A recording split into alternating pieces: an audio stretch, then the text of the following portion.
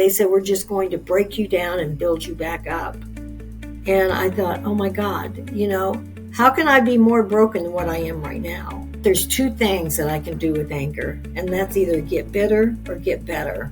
And I chose better. You can get yourself through anything. Don't give up. Look inside, because you have all the tools that you need. You just have to learn how to use them. Welcome to this episode of the Old Chicks No Shit podcast. Today, I have an absolutely incredible guest who wrote a book that I just recently read that so moved me. Her story is incredible. It is a story of hope and perseverance and finding purpose and reinvention in ways that most of us will probably never could ever imagine.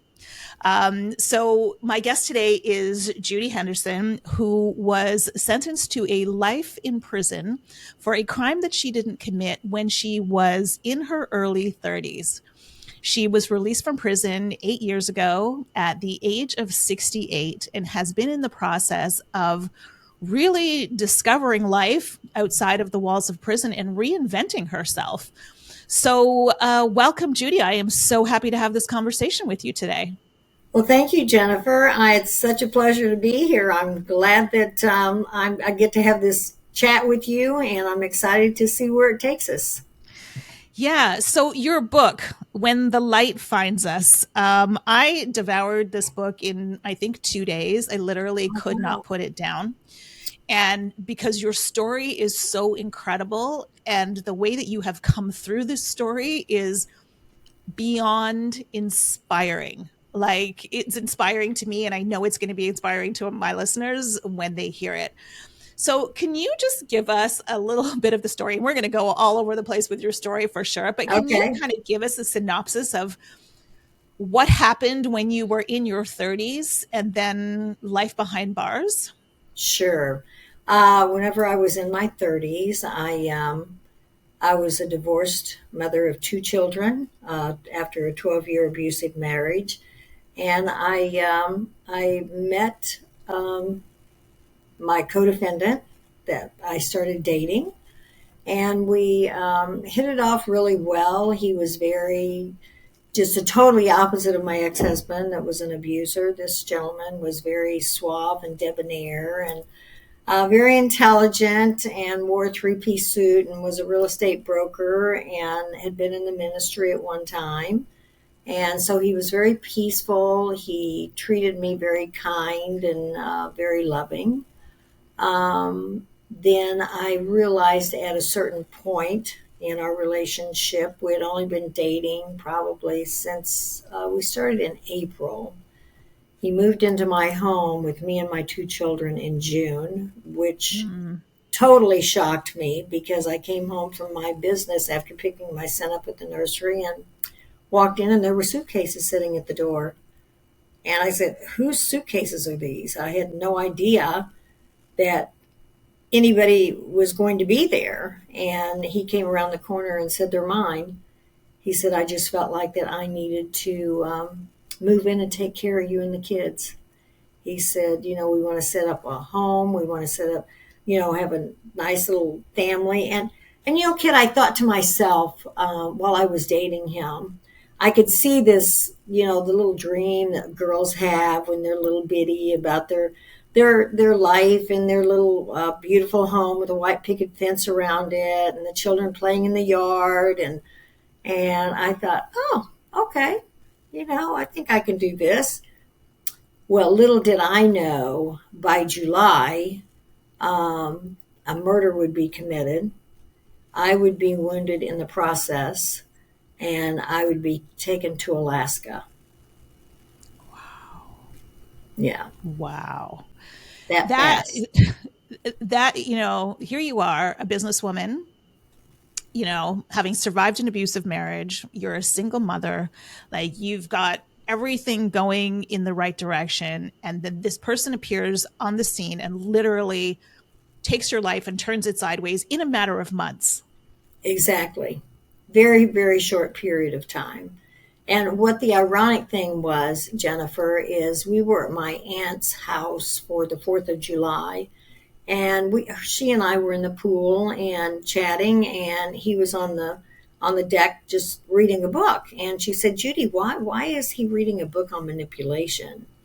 And I didn't think anything about it. I said, well, he's a real estate broker. I'm sure he has to figure out, how to get these people to buy these multi-million-dollar properties. Mm-hmm. And so I didn't think a thing about it, and you look back and I see, all these red flags now, of course, Of but did course. not see them then, because being a battered woman, I had not received any kind of therapy for it. I didn't know I was a battered woman back then.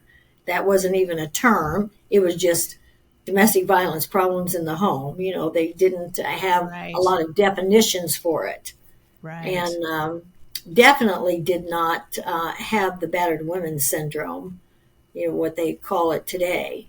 So I was wired to believe and trust and not ask questions, because asking questions could get you hit in the face or not hit in the Right. stomach, or so you didn't. You were passive, and I could see where I was easily taken on a journey that I had no idea was even happening at the Right. time.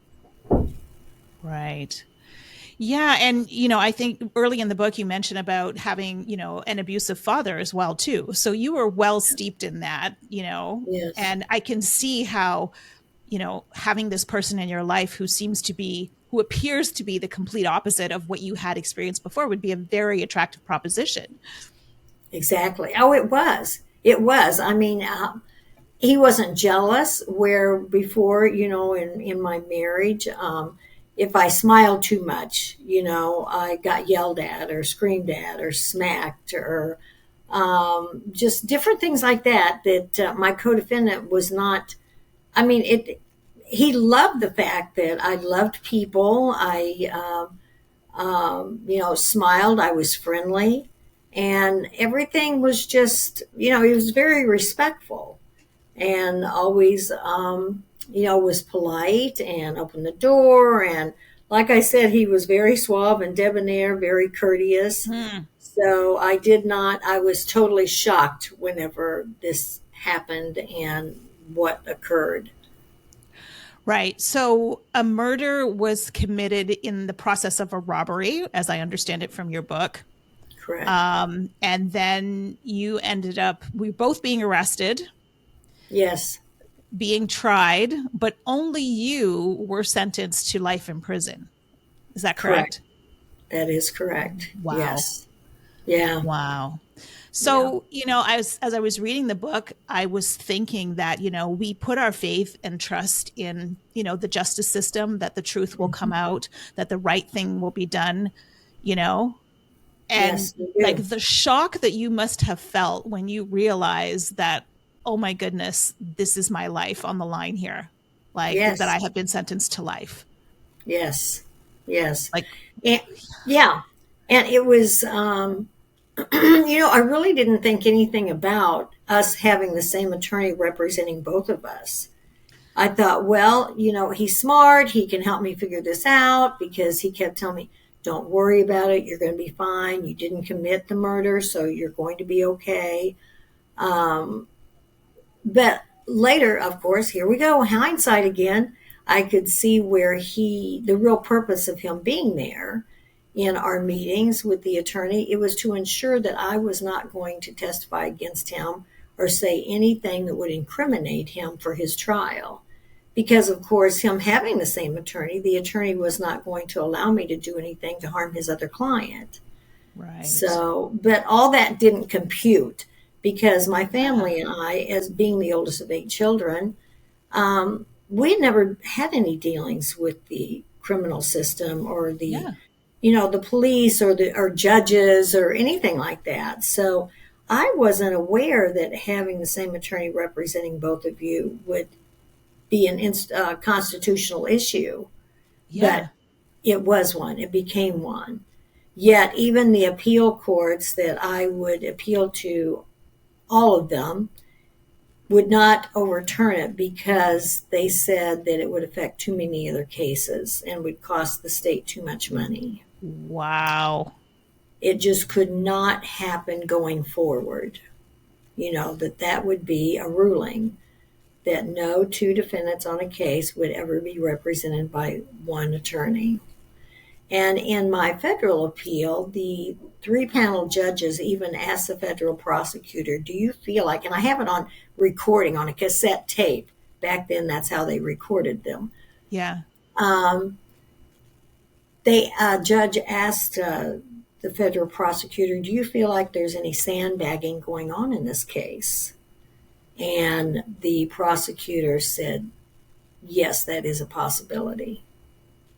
And he even admitted that things were not right. But yet, so we really felt during that hearing, oh, good. This is great. This is good. I'm glad he asked that question. But still, they denied my appeal. Wow. So you're handed this life sentence with no chance of parole for 50 years, which mind boggling. Mm-hmm. What is it like when you have to start coming to terms with the fact that, like, okay, here I am. This is my life now. Like, what was that process like? Well, for one, I was very close to my children. I was very active with my daughter. She was 13 when I came to prison. My son was 3. So to be taken from them, and that was devastating. That was heartbreaking. Yeah. I didn't know if I could survive that. I couldn't hardly breathe, not knowing if they were okay, even though I knew that, my parents, my family, we were all very close, and they would make sure that they were okay. But I'm the mom, I'm the mom. Yeah. I'm the one that's supposed to be there doing this. So that was heartbreaking and devastating. And I didn't know at first how to navigate that. But then later, Jennifer, it was like whenever they took me to this place, this world that I had never had any dealings with before. And it's like them dropping you off into a foreign country. Yeah. And the language is different. The mannerisms, the policies, the procedures, which would be the laws, in our world, because that's what governs us in there. Were also different, and they didn't make sense to me. It was, what do you mean? I can't make a phone call, or what do you mean? What do you mean I can't, do this or do that? That seemed normal in the world was not normal in prison. Everything was very controlling. You had a number, not a name. You were supposed to be, they said, we're just going to break you down and build you back up. And I thought, oh my God, how can I be more broken than what I am right now? And Right. Then when my co-defendant put a contract out on me, I thought, Right. oh my gosh, another offender told me about it. And so I knew I had to do something right then. I could not wait for her to come at me because she was a career criminal. She did carry a weapon. And so she knew how to navigate the prison system, whereas I did not. So I used what my ex-husband would use on me.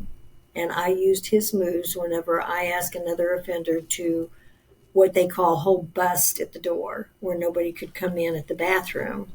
And I invited her in there, told her I needed to speak with her, and because she had befriended me, so it would not be uncommon for her to come in there, and if I asked her to come in and talk to me.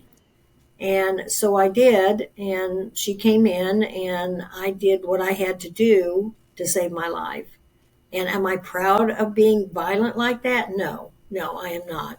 I wish there would have been another way to handle it, but I had no choice.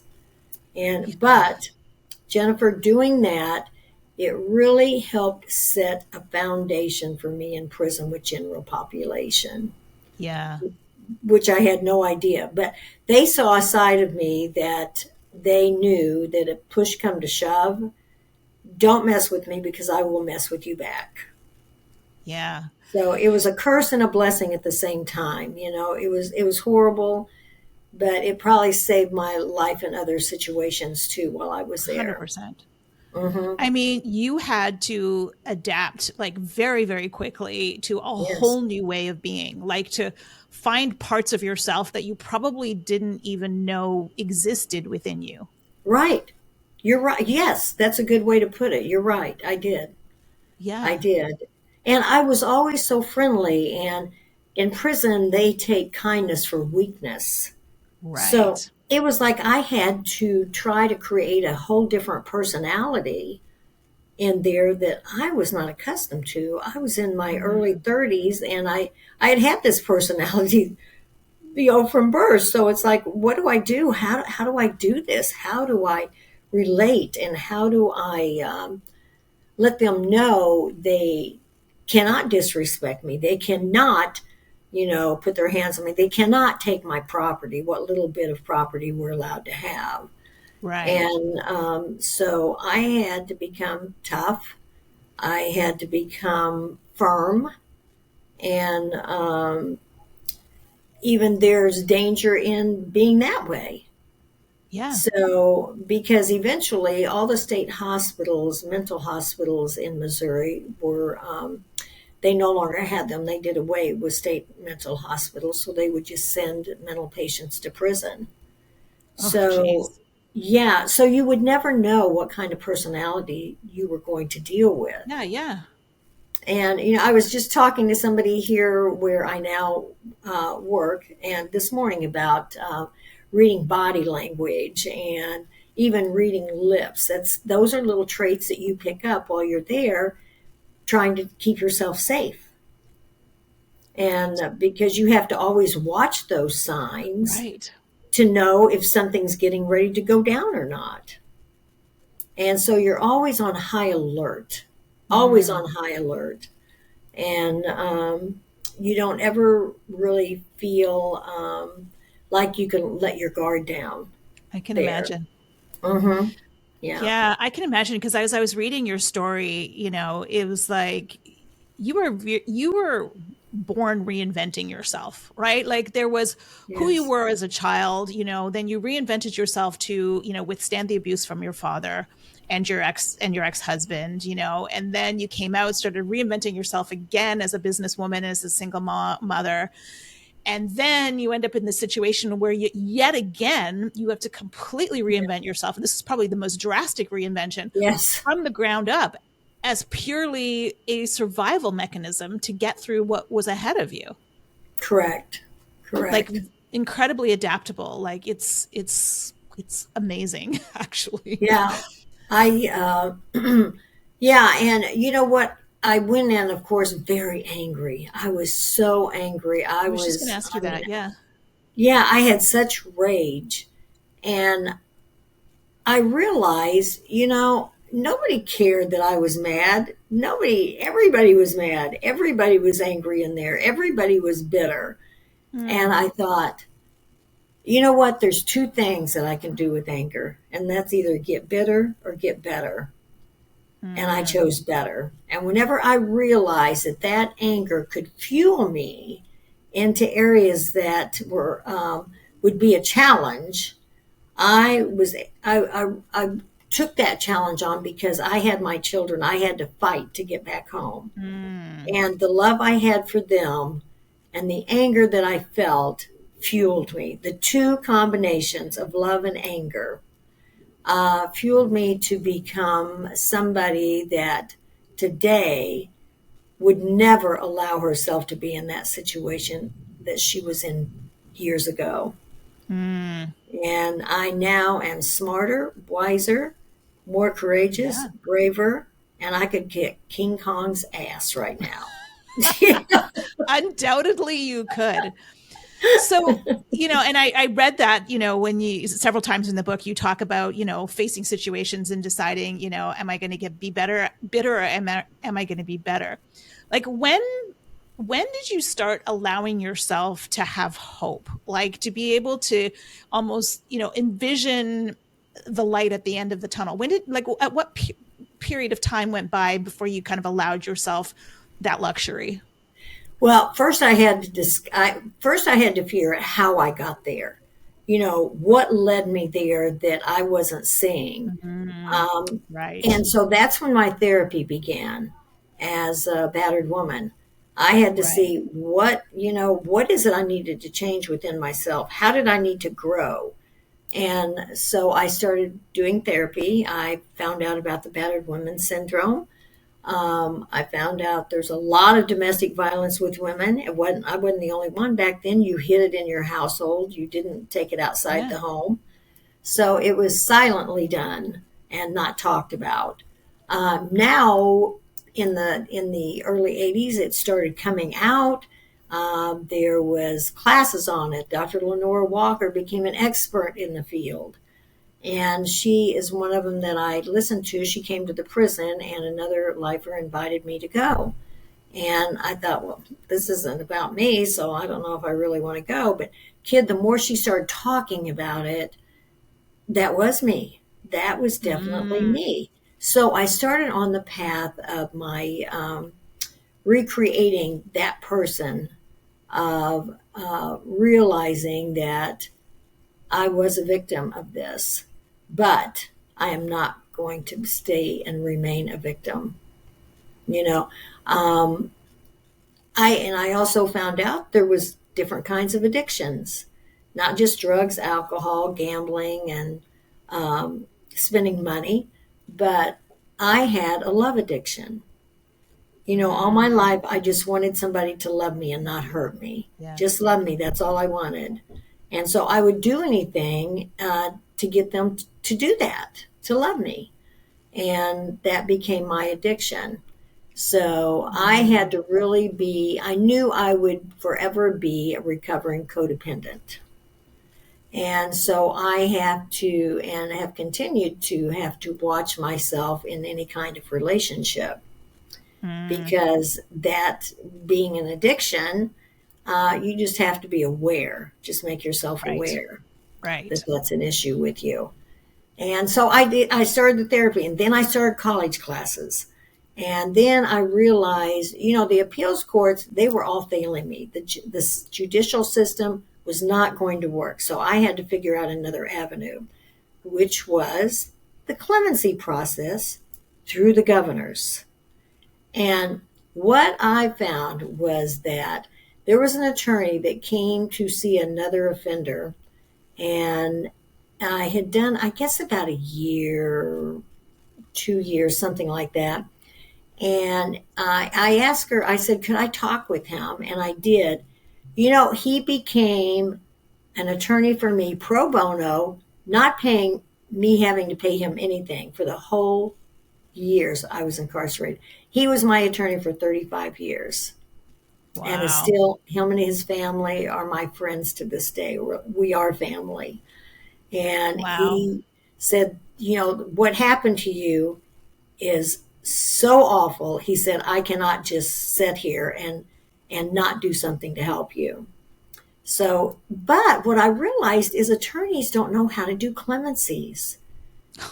Yeah, they That's don't know how to interesting. put, yeah, it was. And that's why after I came home, I went and did a roundtable with law students to talk to them about this process. What you do, what you have to do to get the governor's attention, to be very transparent with your entire life so they can understand and see who you are. Um, so I started doing a clemency in probably '83, I think was my first one. And it was a 2 page. My last clemency was probably this thick, but I had boxes and boxes of Oh, clemency wow. sitting in the governor's office that they kept in storage all these years. And you could only file a clemency like, if a governor ran for two terms, which would be 8 years. Then you could only file like, well, you could file one every year, but then they put a policy, the governors did, where you could only file every 3 years Right. once after you were denied. But so I would file a clemency, and I ended up going through 6 governors. 3 parole boards grant or sent a recommendation to 3 different governors that I should be released. And I did not know that till after I got out of prison. And these are parole boards that the governors appointed themselves to make a determination if inmates should be released into society. Yet they chose not to go by their parole board's recommendations, because if they did, it meant that those governors would have to be the ones to sign the papers that released me, and they were afraid it would hurt their political careers somewhere down the road. And because they did Wow. not care that it would be the right thing to do, it was about their career. So, how many clemency applications did you do in those 36 years? Oh, kid, let's see. Probably.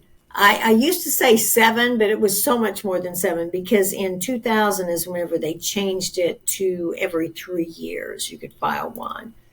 So, and that's whenever, so I would say 83. Like at least 10 or more Yeah, than that yeah. even. Yeah. Yeah, somewhere in there. And I don't even know if I put that in the book. I can't remember. But yeah, I filed several. But you know what, Jennifer? With every one of them, I got better. I got better I was just and going to say better. that. Yes. Yeah. And another thing I learned out, you have to learn politics. You have to Right. learn how a bill is crafted, how you get sponsors to support that bill, how it travels through the House, how it goes over to the Senate, how you have legislative hearings on it. Because I thought, okay, if I can't get out through these clemencies, then I'm going to have to come up with a bill that's going to affect either the elderly, because I was getting older, or after those with abuse in their life. Wow. So we did do some legislation, and I think you read that in the book. Yeah. Yeah. Yeah, where we did do legislation, a group of us girls got together, and we had outside help, and we had the first legislative hearing of senators and state reps ever in the history of Missouri to come inside the prison so they could hear our testimonies. And a bill was crafted, was created, and passed for the defense of battered women for killing their abusers. Mm, So that was awesome that we were able to do that from yeah. behind bars. That Yeah. is so incredible. And the amount of, well, perseverance, first of all, to like just keep filing, I'm gonna make this one better. I'm gonna make this one better. And just like all the learning that you had to do. Like, was there ever a time where you're just like, okay, I can't do this anymore. It's too hard. But there was times, yes, that I would want to give up, but for a split second, because I knew I could not give up. Right. Everybody in the prison kept telling me, staff, caseworkers, Judy, just accept where you are. You're going to die here, so just accept that and just get comfortable. Well, no, I would not get comfortable in prison. That wasn't my home. That's not where I was going Mm, to stay. And as a matter of fact, in 2000, the governor at that time, Governor Mel Carnahan, sent his legal staff to see me and mm, a couple other women. I think about 3 other women at the time. Um, and they ask us all kinds of questions. They said, we just want to know, we're looking at your clemencies, we're not going to make any promises, but it does look good. And the governor's considering doing commutations, for Christmas. And so our hopes were getting high. Of course, I had political supporters. I had business people that supported me. I had a lot of supporters on the street, mm-hmm. and they would talk with the governor's office at different periods of time, and it looked very, very promising. And so then this was sometime in November, and then I was getting ready to go to bed one evening, and the news came on, and I saw where the governor and his son had just been killed in a plane crash. Right. And yes, and this was going to happen for me in December, right before Christmas. Wow. Yes, so that was not only devastating for the fact that, it was horrible. It was horrendous that a family lost their husband, their Mm. father, and their son and their brother, to a horrible crash. And my family was mourning because they knew that if we didn't know when it would happen again, that I would be able to be that close to coming home. Yeah. And I had family members that went and bought tons of clothing and Ugh. wrapped them, had them laying on the bed for me whenever I got home. It was decorated, the room was decorated, and so it was a really hard blow to all of us, to all of my family. Yeah, I can only imagine like the level of disappointment where you allow yourself this hope, this big hope, only to Yes, have it, you know, dashed by something that was so completely out of your control, so completely out of anything that you could have possibly even imagined yeah, would have happened. right, right, Wow. yeah, yeah. And then I thought, okay, you can't stop, Judy. You have to keep going. So almost every Christmas, when I was doing clemencies every year, I would pack up my boxes with my property and have them under my bed or, in the cell, ready to go, Mm. because I believed it was going to happen.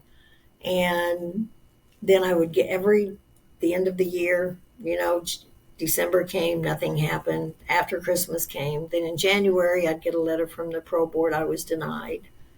So I would lay in my Wow. bed and I would cry. I would hurt for my children and my family. Of course, I would always make them think that I was fine. I got this, Yeah, don't worry yeah. about me, because I was so protective of my family and my children that I didn't want them to know how hard and how difficult this was. Yeah. Um, but I stayed very busy in prison, Right. Yeah. super busy. Yeah, I mean, you started programs that helped other inmates with clemencies. Like Yes. you were doing all kinds of things just to stay busy, right? Yes. Well, you know what? I always said, you do the time or the time does you. And that's what inmates say. You Yeah. know, you stay busy because you can get caught up in a lot of crap in prison. There's all Yeah. kinds of games going on, there's drugs happening, and there's assaults happening. During one period, there were all kinds of women hanging themselves because of a certain warden we had, and that was devastating. That was the worst. Um, that was probably the worst period that I can think of while I was incarcerated, when these women Wow. gave up, and some of them were lifers. One was a roommate that I had at one time. And Wow. yeah, it was devastating watching this. And so you had to keep yourself busy. A lot do not, and that's some hard time that they do. But yes, I was able to create programs to help mothers and their children, because I saw that a lot of women didn't know how to be mothers, didn't know how to Right. connect with their children. Right. That's Yeah. yeah, that's got to be the hardest thing. Mm. And I read throughout the book where one of the ways that you stayed connected to who you were was about, getting up and putting on makeup every day, right? Like making sure that you felt good. Yes. Like Yes. how were there other ways that you kind of reminded yourself about who you were or who you wanted to be, when you got out? Yes, yes, because I started exercising all the time. I wanted to keep myself in shape. I wanted to stay healthy, because our medical department, as anybody knows that's ever known anybody in prison or went to prison Yeah. themselves or jail, it is not the best. You're very lucky if you get good medical care. So I had to do it myself. I had to make sure that I was healthy and stayed healthy. So I became a certified group and personal trainer in prison, and we had their Better Living Awareness Support Team is a BLAST program. that they train offenders to become professional trainers and group trainers. So whenever Oh, you get out, you do have a career that you can rely on. oh, perfect. Yes. So every 2 years, we would have to renew our license, do CEUs and take more classes to learn more. And so I did that for about 20 years, and it kept me healthy. Plus, it was another way for me to help these women um, build up their self esteem, like Mm, themselves more by looking good and wanting to clean their bodies up from the drugs and the things that right. they had done to themselves. And then they loved who they were, they who they were becoming, so they didn't want to mess with drugs in prison. They wanted Mm, to mm, stay healthy, and they liked seeing the results of working out. And so that was a passion. That was my job in prison. Plus, on the side, I would dog train too. So oh, those dogs were my kids, in there, and somebody that I could love on and be affectionate with, because of course, you cannot have any body contacts in prison. You can't. right. In the visiting room, you can hug coming in and you can hug going out, but that's the only type of affection you can ever have from your family. And so, Wow. but with these dogs, you were able to just love on them and treat them like they were your babies. Oh, that's so nice. A little bit of humanity in the middle of all of that. Yes, Yeah. yes. So, um, on the days that you wanted to give up, like those days where you were like, this is too hard. I just need to, I just need to accept this. Right. Like, and you would Mhm. allow yourself that time to be like, okay, this is it. Like, what was the thing, or was there one thing that was just like, okay, I can't accept this. Like, could you see possibility for your life beyond this? I did see, yes, there were times that I wanted to give up. I just didn't think that I could do it another day. But then, as during those times that I was wanting to give up, and I was helping other women with their clemencies, and they would go home. I thought, how can I give up? These women are going Mm, home, and they're using right. my clemency outlines and my, the process that I used to help them, and it'll happen for me. If it happens for them, it's going to happen for me. There's no reason why it wouldn't. Mm, And so I didn't give up that hope that it would happen. I knew it was just a matter of time, and 36 years mm, is a long time to keep long on time. believing that. Yeah. But I thought, while I'm there, I am going to be the best at everything I can apply myself to. Mm, And yeah, and so that's why I just kept engaged in programs, and I found my higher power during this period. I did a lot of mm. soul searching for spirituality, and I learned Buddhism, I learned chants, I explored different other religions, and so I was able to find my higher power Mm. and realize that I believe at birth I was given everything I needed to navigate whatever I had to go through. I don't care what it was.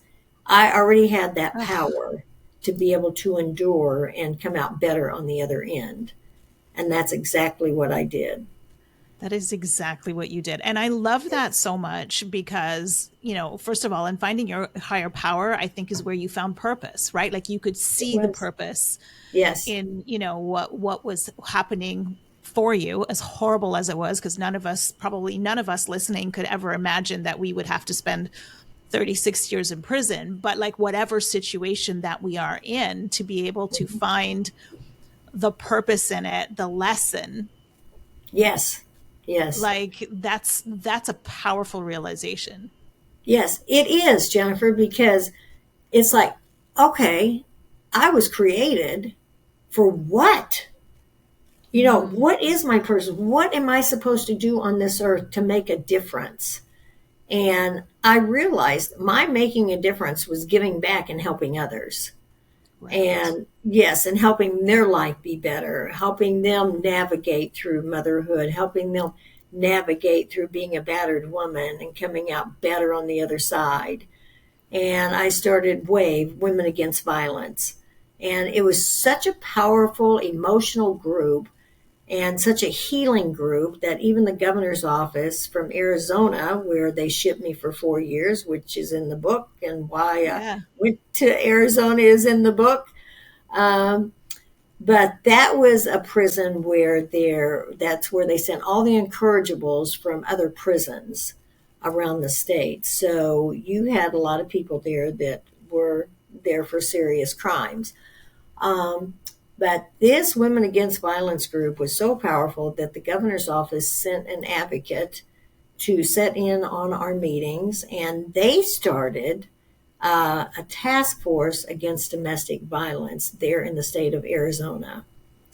And Wow. came back to Missouri. They sent representatives to Missouri to a big conference in St. Louis that got me started on the path of battered women syndrome, and wrote a book, and they mentioned the Arizona Women Against Violence group in it. So Yeah.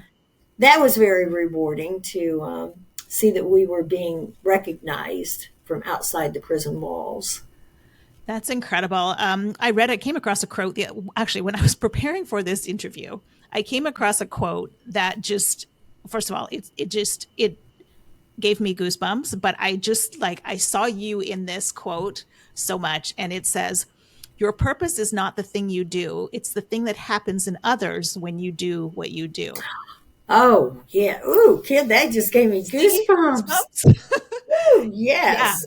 yeah, and Wow. when I saw that, I was like, your story, just like everything that you did and the impact that it had on other people, like that is like the best definition of this quote that I have seen.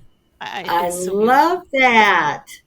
You've got to send that to me. Oh, I will absolutely send that to you. I will absolutely I send that to you because love I it. think you are a living demonstration of that. Thank That you you. to think that you could impact like, and it's almost like, and I hate to say this, but it's almost like you had to be where you were, as horrible as it was, for your purpose to be as big as it is. Yeah, you're right. You are right, Jennifer. That's true. Yeah. Yeah, I don't think there's any other way possibly that I could have found it as profoundly as I did without going through the all the lessons that I had to go through to get there. Yeah, You the know, hard so lessons. yes, the hard lessons, so I could understand. So other people could understand. Well, she does know what she's talking about because she lived it. She just Yeah. didn't learn this Yeah. from books, from going Yeah. to college. She learned this from experience. From living it day in, day out. Yes. Yes. Yeah. And now the work that I do, I love helping the people I help, giving them a hands up instead of just a handout. Letting them know, even on the phone when I talk to them, I tell them, call me back if you need somebody to talk to. Mm, I'm here. I'm here at this office and you call me anytime because it's heartbreaking, some of the stories that I hear all the yeah, time. I can imagine. But it's rewarding. It's rewarding at the same time, knowing that lives are touched and Yeah. their lives are better. Even with teenage girls, they come up and they've read about the book and they said, "Oh, can we just sit and talk to you for a long time?" I said, "You're a sophomore in high school. What do you know about pain?" True, eh? And they said, "You're what we've read about you already is helping us." Yeah. And it's great. I mean, I had no idea that teenagers would find the book so rewarding to their life. Yeah. I mean, And it's a powerful story. It's, yeah, yeah. so powerful. And What my was it daughter, like? I Sorry, go ahead. wanted to say one thing that my Yeah. daughter is, we are the best of buddies. We're the best of friends. We just do so much together. And she stood beside me the entire time when she had babies. She had two, a son and a daughter, and they grew up knowing me in prison. And now they know their Nana out here. So it's just been so rewarding. And I've received so many gifts from this journey that Mm. and so many miracles occurred during this journey to save my life. I should have been dead. I'm like the cat of nine lives almost. Well, it all happened exactly as it was supposed to happen, right? Yeah, yeah, and I'm still breathing today. So, what was it like writing this book? Like, you must look at this like, it's one thing that you have your experience, right? But then when you see this experience in black and white, like, it must be like, oh my goodness, like, I lived that. Like, what was that Yeah, process like writing the book for you? it was. You know what? It was hard, but it was rewarding at the same time, Mm, mm, because the excellent. hard part, of course, was walking the journey again and feeling those emotions, but then knowing, look at who I am today because of it. Mm, And look at what I'm able to do because of it. Look at what I've learned. Look at what I'm able to share. Look at how I'm able to hopefully make other, not just women, but even men. I've had men come up to me yeah. and talk to me about it in tears, saying that they found out about this and they saw their mother in this situation. Mm, And that has been rewarding while I'm writing the book. There's parts that are still very hard about when I lost my mom, yeah. and I was there, and other family members, but even that, I got through it. And I know my mom was with me, and she still is, even though she didn't get to see me walk out.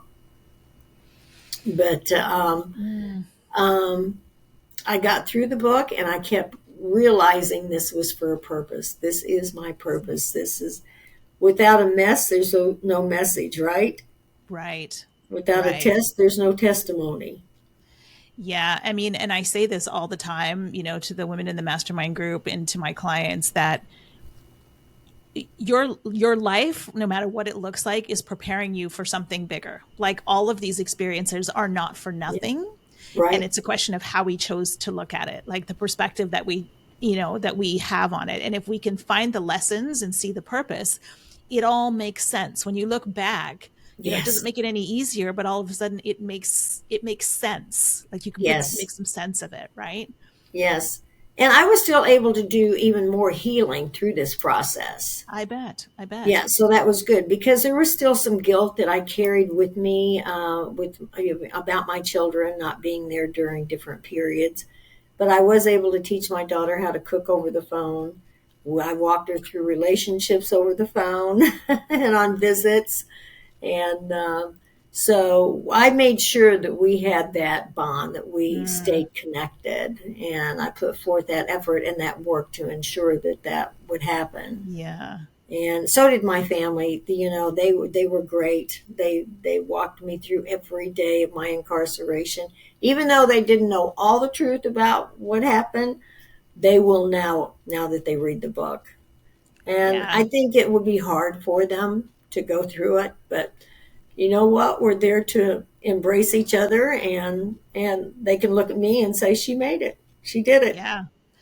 Oh, Yeah. I mean, I can imagine because I was reading this book thinking like, holy, like I don't know if I could survive this. Like I don't know if I could be the woman that you were inside. Like I just kept so I can imagine for your family reading this book, like to know that somebody that they know personally and love, right, has had this experience. Like I can imagine it would be kind of difficult. It would be Yeah. difficult to read. Yeah, Yeah. my Yeah. daughter, she's not sure if she's going to be able to read it or not. She's going to try. And I said, well, just read what you can and don't worry about it, Angel. Just let the Spirit lead you where you need Yeah. to go with it. And I'm here. We can Yeah. have a little slumber party, and we'll just sit on the bed and cry and hold each other and do what we need to do to get us through it. Yeah. Yeah. When the time is right. Yeah. When the time Right. is right. So you finally, your clemency application is approved and you are released from prison Yes. like 36 years later. What Yes. is your first thought when you step out into the outside Uh, world? Ooh, a kid, I threw my arms up and I said, I'm free, I'm free. And it was like, Oh my gosh, there was so many staff outside because it was.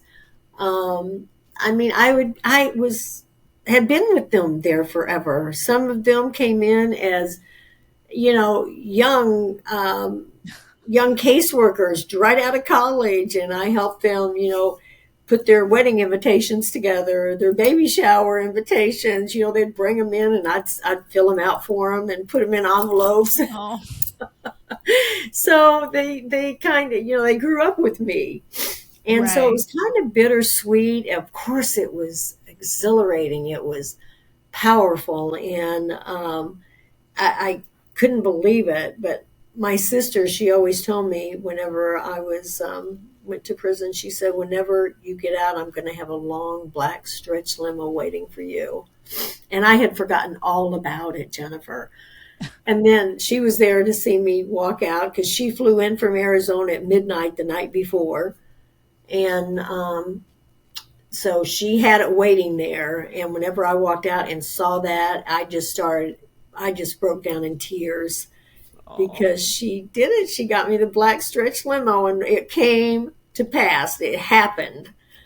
And of course, I threw up all the way home, but I can imagine. because, yeah, I wasn't used to being out at night. I wasn't used to seeing stars, and getting to enjoy that and being a moving vehicle.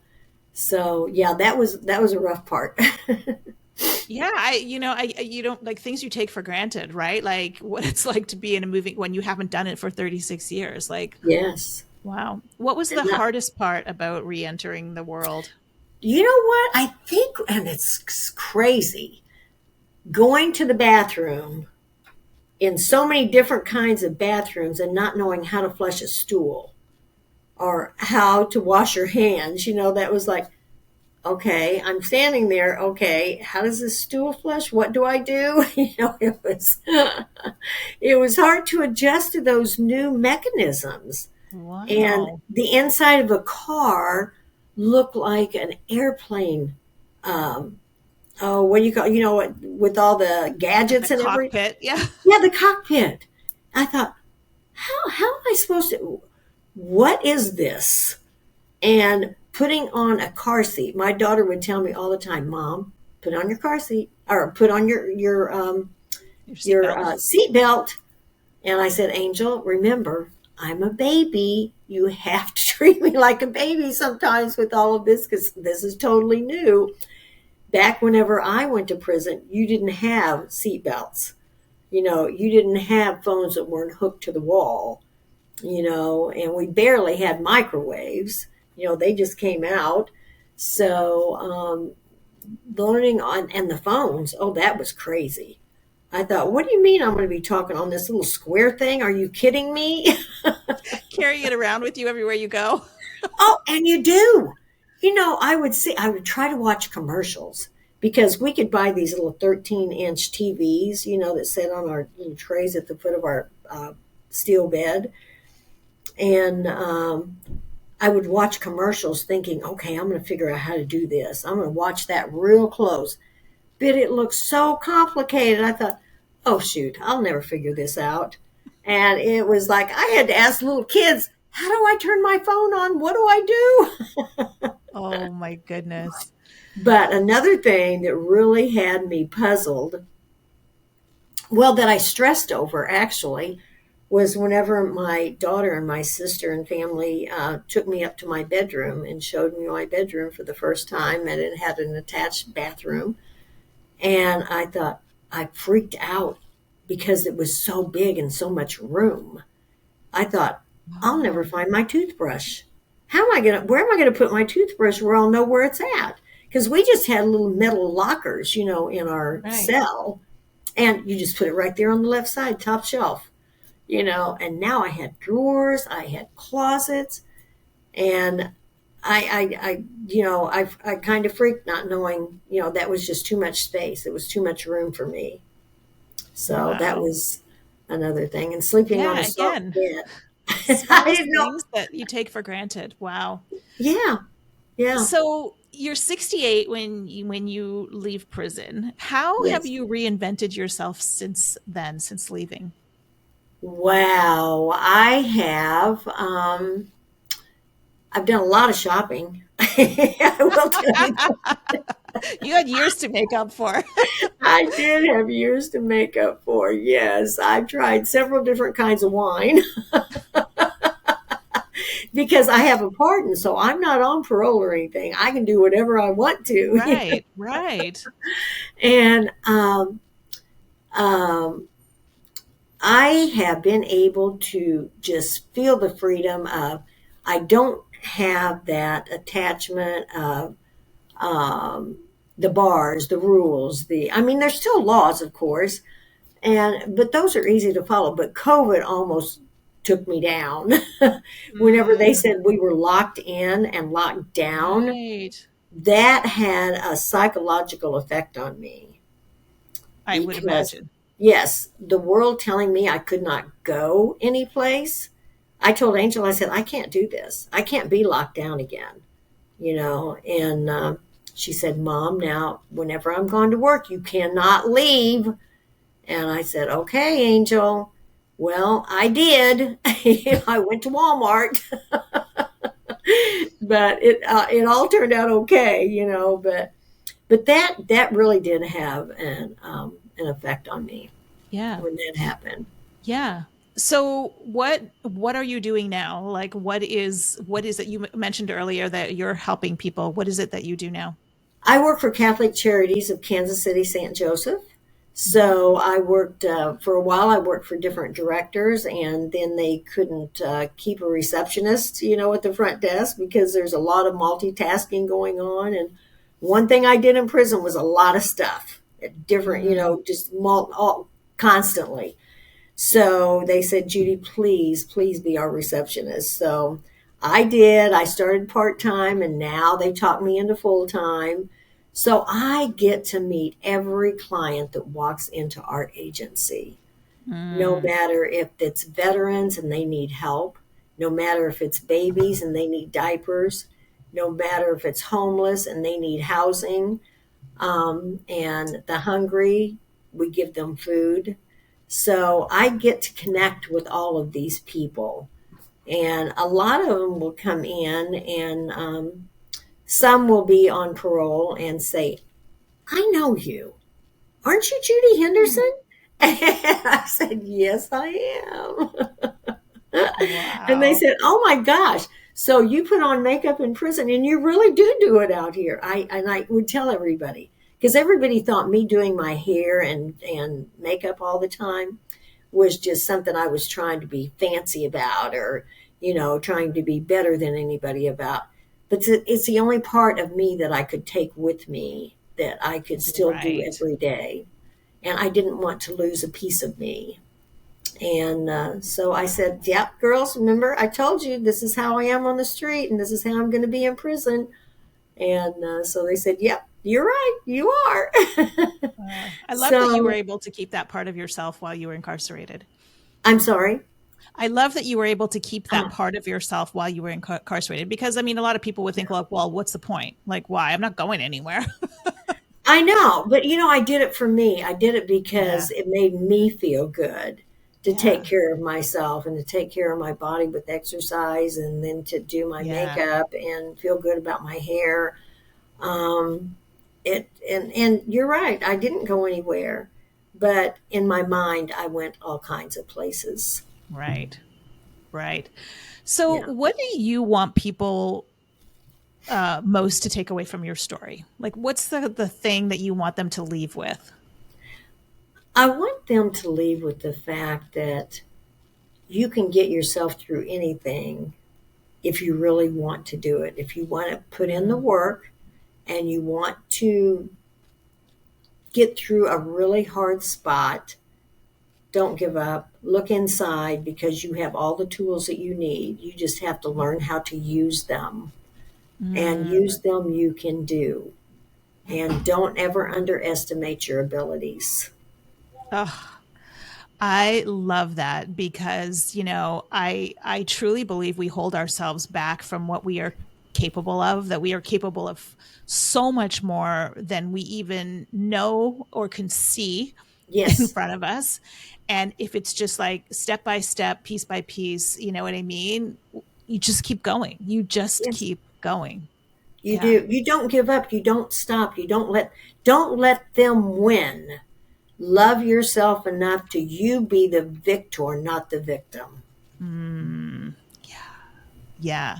And Yes. what would you say to a woman who's maybe in her 50s or 60s right now, who's like, I'm too old, it's too late, I'm stuck, like I don't know what to do next. What would you say to her? What's the I advice would that you say would you give need to a new adventure, Missy.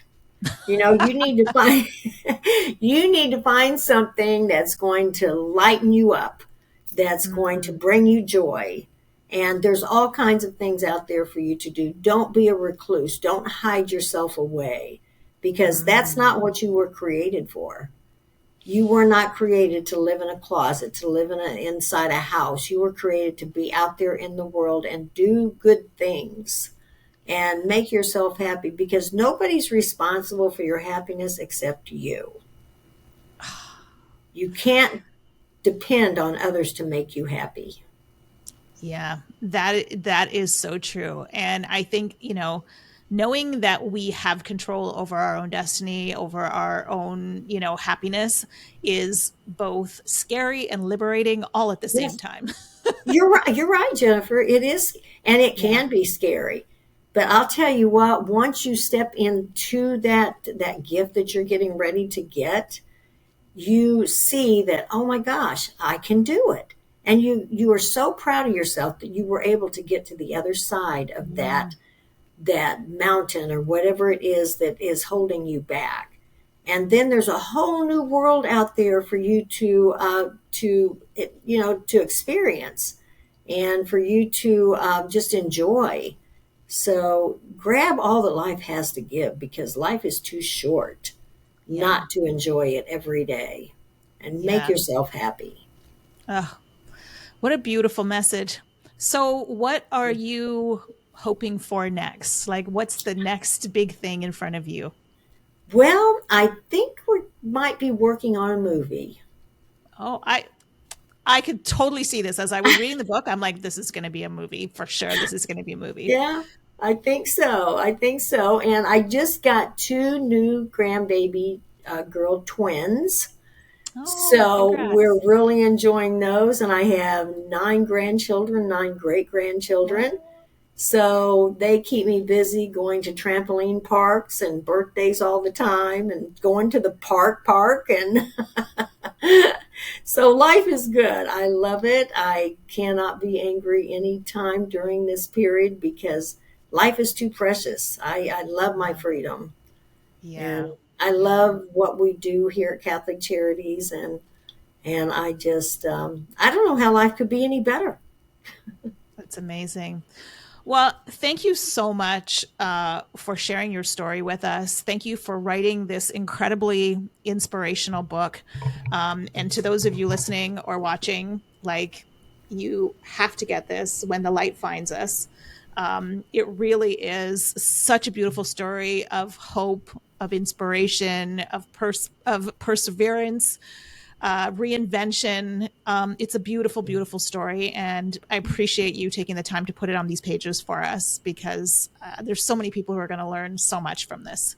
And I think Um, there are people who are going to see themselves in this, even if they're not, in prison or, have that as mhm. extreme as a story. I think it's so relatable that people will see themselves in all different parts of your journey, which is so important. Thank you, Jennifer. I loved being able to talk to your audience, and I send them blessings and great joy and good happiness. Oh, thank you. Thank you. So, to those of you listening, if you like what you heard, please go ahead and leave us a rating or review or hit subscribe on YouTube. And even better yet, the best compliment that you could give us would be to pass this episode on to a friend, a relative, a sister, somebody you think will get something out of it. So until next time, thanks for listening to the Old Chicks No Shit podcast. If you like what you heard, the greatest compliment you could give us would be to comment below and subscribe. Or better yet, you could share this episode with a friend, a relative, or somebody you think could get something out of it. And remember, midlife is not the beginning of the end. It's simply the beginning of your kick-ass next chapter.